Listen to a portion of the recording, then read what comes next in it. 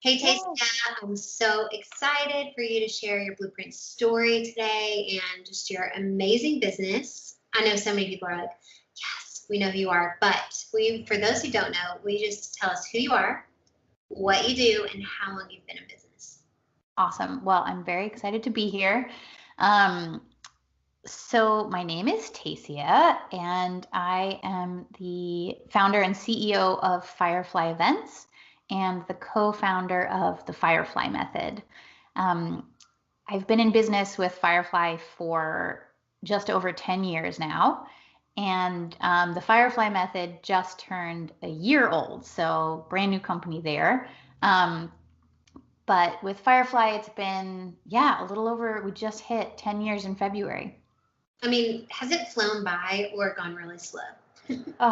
It's one of those things, like, I feel like a lot of people experience this, and I experience this in other aspects of my life, but it's both. It's Yeah. like, it feels like just yesterday that I was doing this out of my studio apartment. Um, but then it also feels like it's been a lifetime. Yeah, yeah. So there's so many things that we could talk about, and we could be on here forever. But we want to share specifically about pricing and how you got started, what it looked like back then in your studio apartment, and then what it looks like now. Totally. So, it's so crazy to think about when I started. Like, um, I don't know, it always makes me feel very humbled. Um, like when I think back to the beginning days, it's like I was a different person, and I look back and I just am like, I want to hug that person and be like, you can do it. It's all going to be okay. Um, but I started, I used to work for a nonprofit, and I did all their event fundraising. And then I just kind of happened into the career of wedding and social event planning.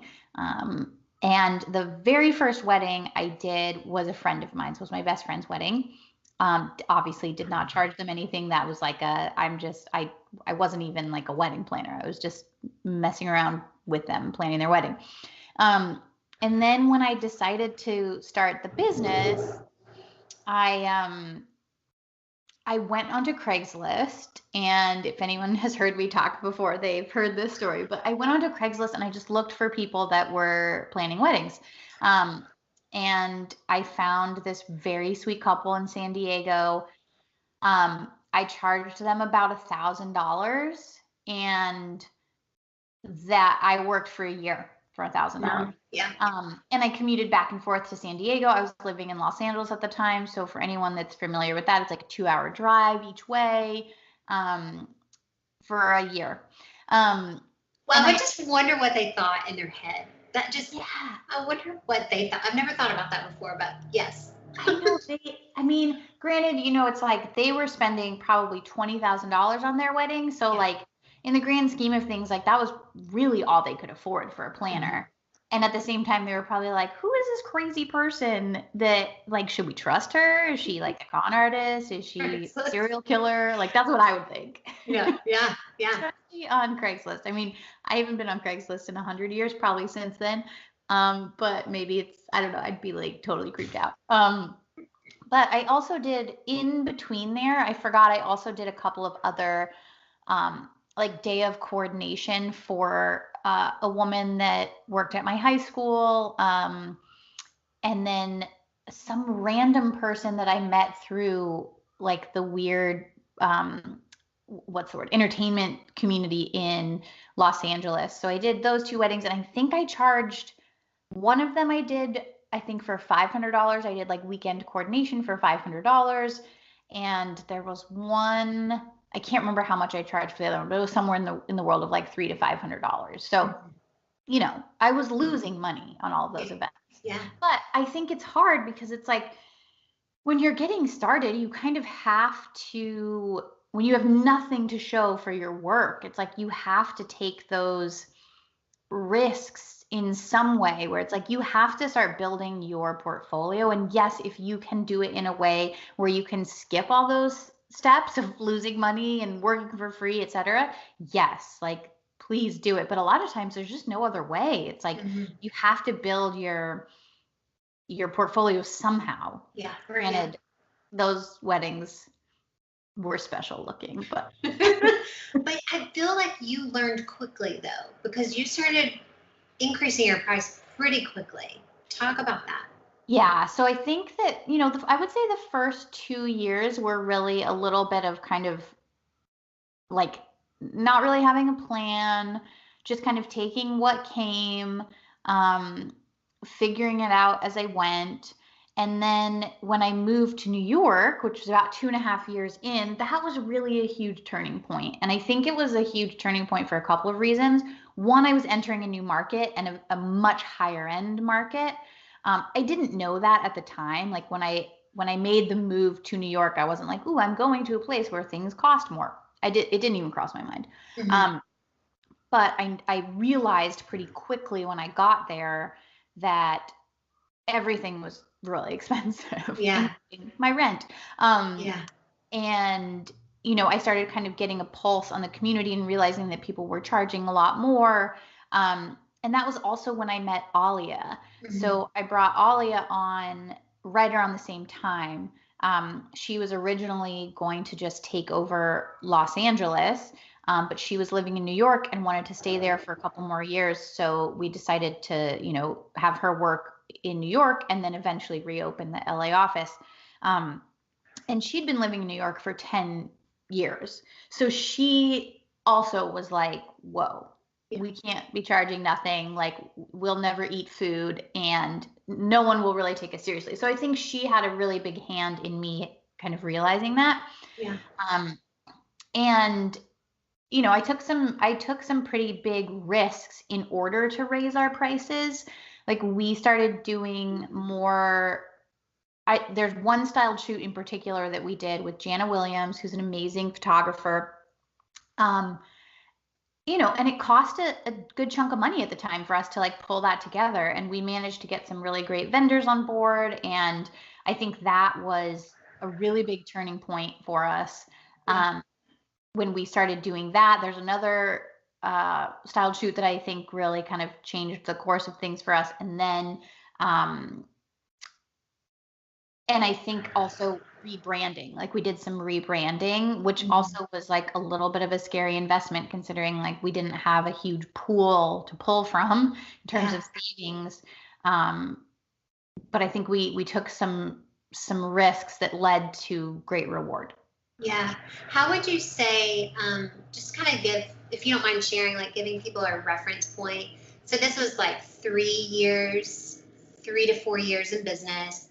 You've given some really good steps kind of about moving from zero into where you are now in the luxury market. But what were you pricing? What did you move your pricing to once you did all those things? Totally. So started at free, then it was like $1,000.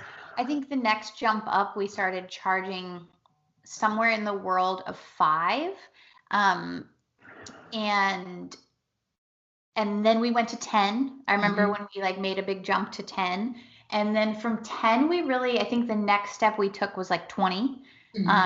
And we stayed in that 20 range for a while. Yeah. That was kind of like a sweet spot for us. And then started to realize like, wow, we're going to have to work so hard to make the living that we need to make. Yeah. And I think for a lot of planners, they forget, at least the way that we take our payments, we take half up front and then half, about a month before. Yeah. So most of the time people are planning a year out, which means if you're charging 20,000, you're getting 10 in year 1 and 10 in year 2. So you're going to have to take on so much work to get to 6 figures. Yeah. Really where we wanted to be. And for 2 of you. Yes. Yeah. And it just started to seem like, oh my gosh, there's no way we're going to have to take on so much. So once we started realizing that, and I think that, a huge part of it was when you and I started working together, which I think was like 5 years in. It was right before 5 years because a few months into it, you had your 5-year party. Right. That's right. Wow. And you were charging 25. Yeah. And that was a huge turning point. I mean, at that point, Alia was going to reopen the LA office. I think we had 2 other employees in the New York office. Um, we were looking for an assistant for Alia on the West Coast. So there was so much change and so many expenses. Like all of a sudden, my operation of one went to, opening a new office and having all these employees and employees on salaries, because Alia wasn't on a salary at that point. Like before LA, she was a contracted employee. Now she's a co-owner of Firefly Events, which is awesome. But at the time, she was a contracted employee, and all of a sudden, we're moving to salaries and all these things, um, and it was just a huge eye opener that it wasn't sustainable, and I was already getting tired. Like I was starting to burn out, and it was like, wow, if I'm gonna have to take on like a bajillion weddings a year, there's just no way. So the alternative was raising our prices. Like it was like raise your prices or just like fold the business. Yeah. So what was your next jump, or tell the story of how because I think a lot of people hear 20 or 25,000 and they're like, oh, that's a dream. I would love to be there. And given that's a different market, I think people need to know that New York is a special market. Yes, absolutely. But you took a huge leap after that. And now, so what are you charging now? And then tell the story of how this all came about. From 5 years to 10 years, it's crazy. So now our starting price is $75,000, but we rarely take on events for $75,000. Usually, it's more in the $100,000 range now and up. $75,000 is just for like a 1-day event. And it goes up from there if you're doing, Thursday, Friday, Saturday, or things like that. So yeah, I mean, again, for those of you that have heard me say this before, sorry for the repeat, but it was really an eye-opening moment when we sent out a proposal to this wonderful woman. She called me and said, hey, I really want to hire you guys. Like, I like you way more than the other planners that we're looking at, but their proposals are coming in over double what yours are. And I don't think my fiance will take you seriously if he looks at this proposal. Like he's going to say, why aren't they charging $150,000 like the other planners that we have proposals from? That proposal, I think, was $20,000 or $25,000 that we had sent her. And she said, would you mind just charging us more?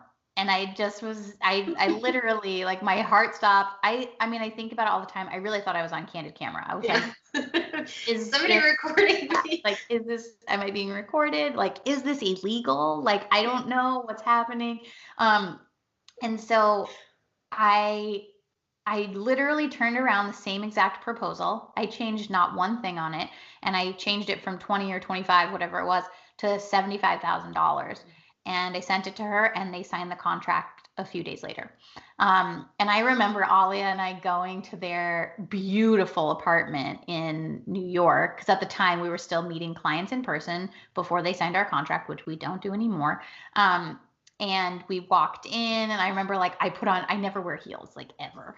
And I put on these heels, and I was like, oh God, I'm so nervous. And I was sweating, and I was like, oh yeah, we were in the elevator, and I was like, I'm so stressed out. And we walked in, and it was like maybe 5 minutes after we were there that they were like, okay, great, we're going to sign this contract. And as they were signing it, I still was like, are we sure I'm not on candid camera? What's happening? Am I going to jail? Yeah. And we left. And I remember we didn't celebrate until they actually sent the deposit check, because they had signed the contract, and we were like, oh gosh. Anyways, long story short, that was a huge turning point for us when we realized that people view services in such a different way than I thought. I think that when you, like, to make the jump into the high-end market, you have to start charging a certain amount. Otherwise, it's just like, it's the equivalent of people going to Target. Like, they'll go to Target and they'll get a couple things, but they're not going to go to Target to, like, buy their, purse that they walk around with every day, or, their jewelry. Like, they're going to go to the fancy places, none of which I know the names of. But I was going to say Hermes, but I don't know. No, you're right. That's a thing. So, that was just like a wow, like, no, we don't want to be the Target, Yeah. even though I do really love Target. Me too. You know, we wanted to appeal to that higher end market. And that was the first time we realized, like, oh, in order to like get into that game, we have to play that game, and we have to bump our pricing up, but also we really had to take a look at our services that we were offering and make sure, like, I didn't want us to be charging $75,000 and up and just be like half-assing things. Not that we were before, but like we really kind of took a look at what we were offering and made sure that we packaged it in a way that really felt like it was worth that, which honestly, like, it's the same services that we were offering, but just way more like honed, way more fine tuned. Yeah. And I think that's really important when you make the jump into charging more, whatever that means in your market, whether you're jumping from 5,000 to 10,000 or 10 to 20 or whatever. It's like you have to be so confident in your services that when you tell someone, I charge 20,000, I charge 75,000, I charge 100,000, there's not one part of you that's like, ooh, you know, you can't feel ashamed or like we're not worth this. Like when you talk to someone, you're like, no, because I feel that way. Like I'm like, our services right now are worth $100,000+. Like they really are. We work so hard for our clients. We give them all we have, and we've really perfected our skills and our services. So I think that is huge. Yeah. I love your story so much. I think it's something so many people want to hear about, getting and moving into a luxury market or even just a higher end market. But I think you would say to all that and to all listening, this all takes time. I feel like you would, this was probably 7 years in when that happened. Absolutely. Yeah. And I just want to leave people on that note so that they're not, you have to build your track record. You have to build your portfolio, and you have to perfect those systems. But by that time, you'll know your worth. And I love just seeing, it is about confidence so much. Like I get asked a lot about what is my worth? What should I charge? And it's like, well, when you know how much time goes into something and how much effort, and it's like, the why of your price. So yeah, it's so and I wouldn't. Yes, I'd love to have like all of a sudden started charging $100,000 2 years into my business, but honestly, like we wouldn't be where we are today if I hadn't gone through every step of my business journey. And I think it's so important for people to realize along the way how awesome they're doing and how much they're killing it and how much they're learning. And even on the days where it feels like you're never going to be able to charge more, it's like, no, I literally am learning something new every single day, and I am becoming a better business owner, and I am becoming a better planner, and I'm becoming a better person in our vendor community, and it all leads you to exactly where you need to be. Yeah. Your whole story makes me think about playing the long game. Yeah. Like playing that long game. Okay, thanks for sharing how you moved from 0 to 100,000 plus. I mean, it's an amazing story over 10 years. And I love everything that you share and the way you encourage people. You're such an amazing teacher. You've learned so many things. But I always end these and I would love for you to share, what would you say is the best thing that you've learned about money? So I think the best thing that I've learned about money is that I can't be afraid of it. I think I spent so much time, and I still deal with this, like being scared of losing it. Like, I think, for a variety of reasons, I think that it's like I often live in fear of like it's going to disappear, and that makes it really hard to take important risks or feel like you're not being like suffocated by fear of it. And I think that's something that, when I met you, that was a huge part of what we talked about, was like, okay, what practices can I put into place to make sure that I know that I have enough money for the year, and that I don't have to constantly be living in fear of like, is it all just going to disappear? Yeah. Yeah.